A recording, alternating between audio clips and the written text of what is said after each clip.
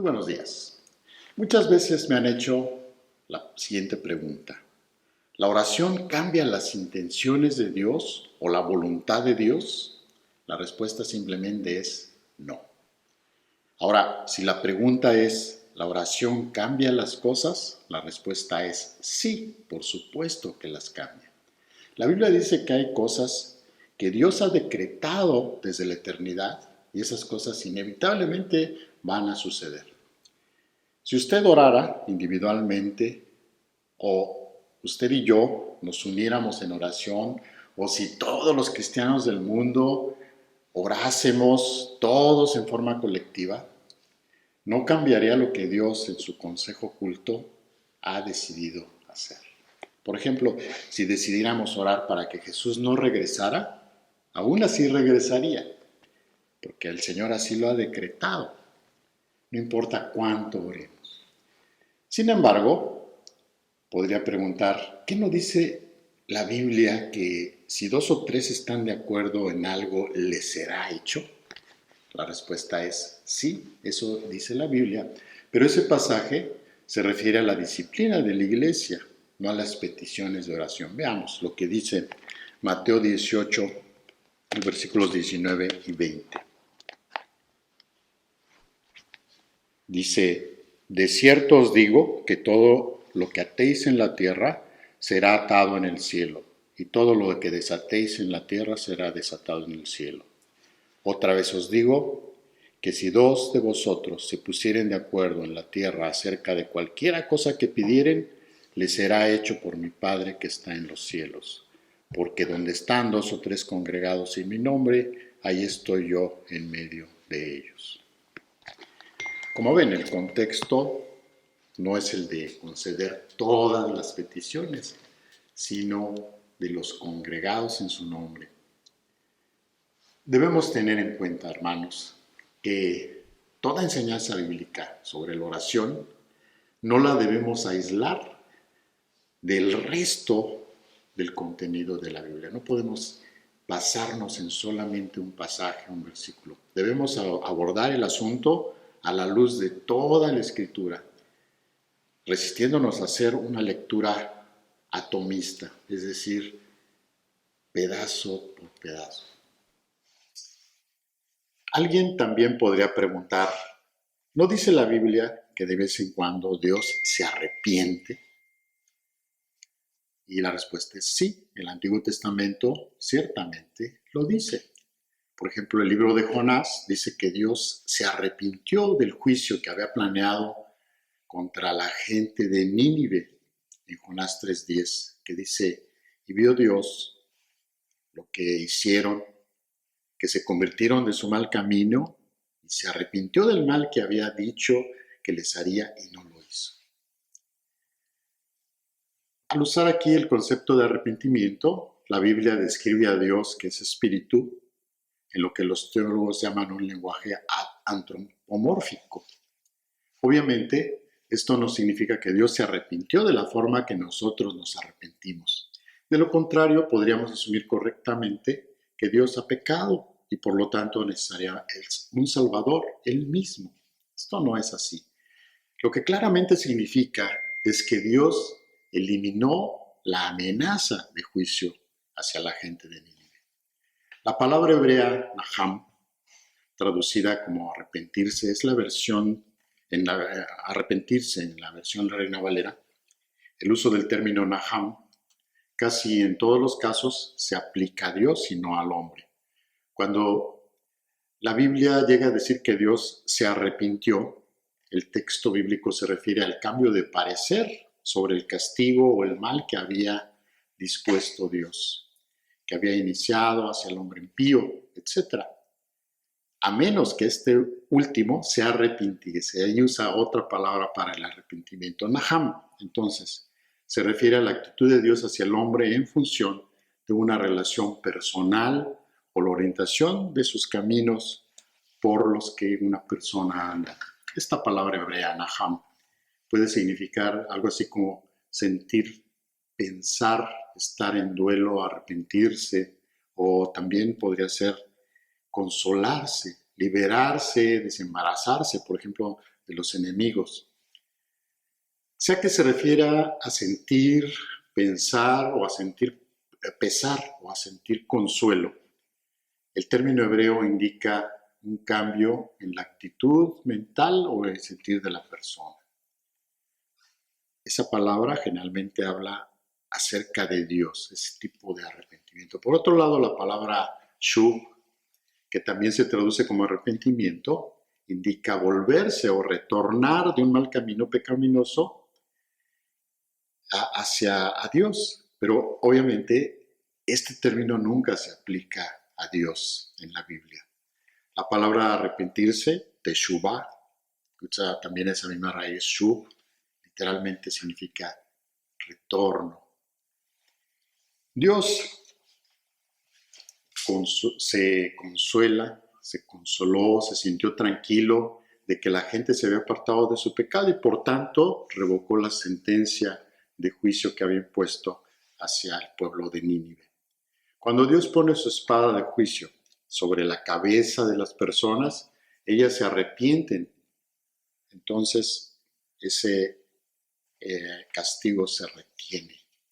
Ya no hay ese juicio. ¿Realmente ha cambiado de opinión Dios? La mente de Dios no cambia porque Dios no cambia. Las cosas cambian y cambian de acuerdo a la voluntad soberana de Dios. Él ejerce también medios secundarios o actividades secundarias para ejercer su soberanía y su voluntad. La oración de su pueblo es uno de los medios que usa para hacer que las cosas sucedan también en este mundo. Entonces, ante la pregunta, ¿la oración cambia las cosas? La respuesta es sí, sí cambia las cosas.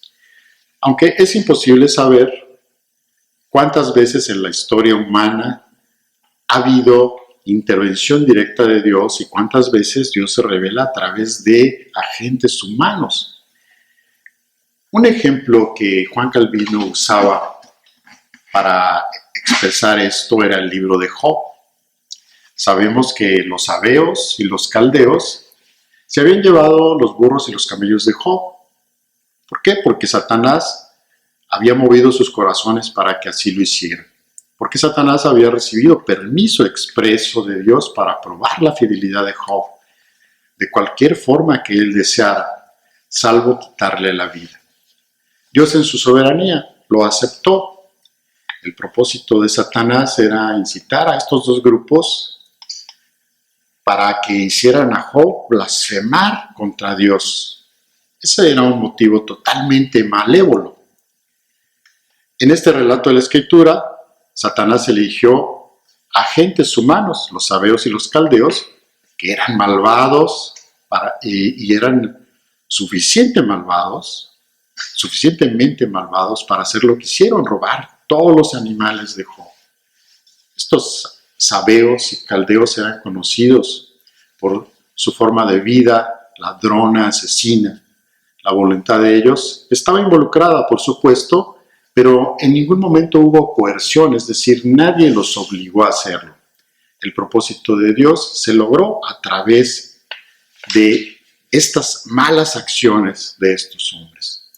Los sabeos y caldeos tenían libertad para elegir, pero para ellos, como para nosotros, la libertad siempre significa libertad dentro de ciertos límites. Hay dos cosas que no debemos confundir, son la libertad humana y la autonomía humana.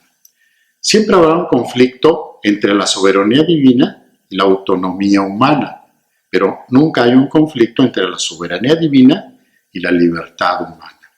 La Biblia dice que el hombre es libre, pero no es autónomo en sí mismo. Supongamos que los sabeos y caldeos hubieran orado a Dios: no nos metas en tentación, mas líbranos del maligno. Posiblemente Dios hubiera hecho que alguien más le robara a los animales, no necesariamente ellos. Entonces Dios pudo haber elegido responder a esa oración y haber usado a algún otro agente para seguir logrando su voluntad de robar esos animales a fuego. Hay libertad, sí, dentro de ciertos límites, y dentro de esos límites nuestras oraciones pueden cambiar las cosas. Las Escrituras dicen que Elías, a través de la oración, evitó que cayera la lluvia. Elías tenía una comprensión muy alta acerca de lo que era la soberanía de Dios. Ningún ser humano ha tenido una comprensión más profunda de la soberanía de Dios que el Señor Jesús. Ningún hombre ha orado con mayor eficacia. Y oraba así, recuerden, en el huerto del Getsemaní decía: Padre, si quieres, pasa de mí esta copa, pero no se haga mi voluntad, sino la tuya.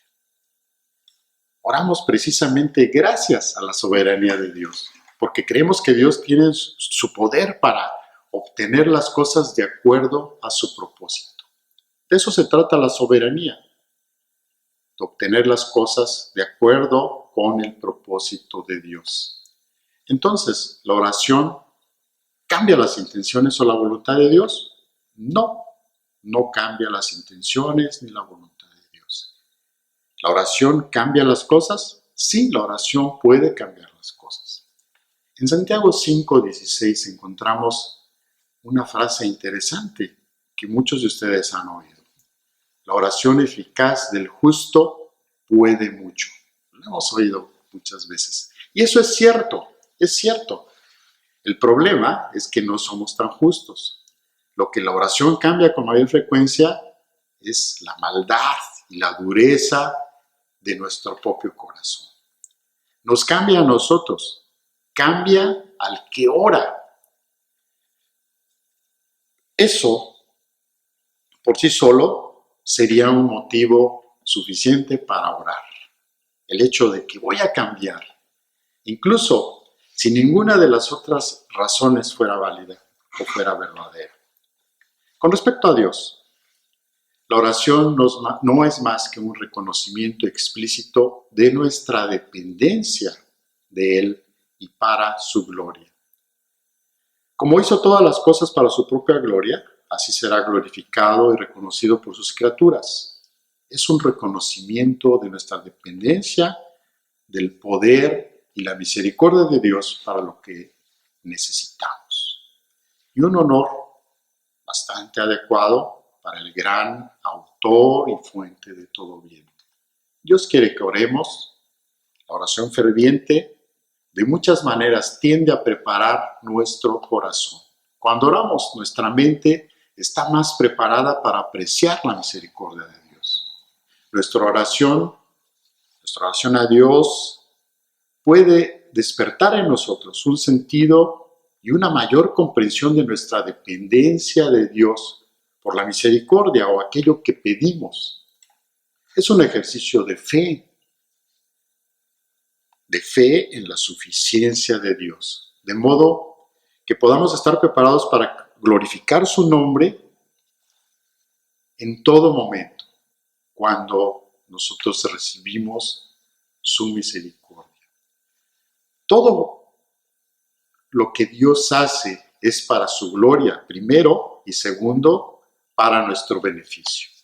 Oramos porque Dios nos manda a orar, porque eso le glorifica a Él y también es para nuestro beneficio. Hermanos, que sigan teniendo un excelente día, que Dios les bendiga.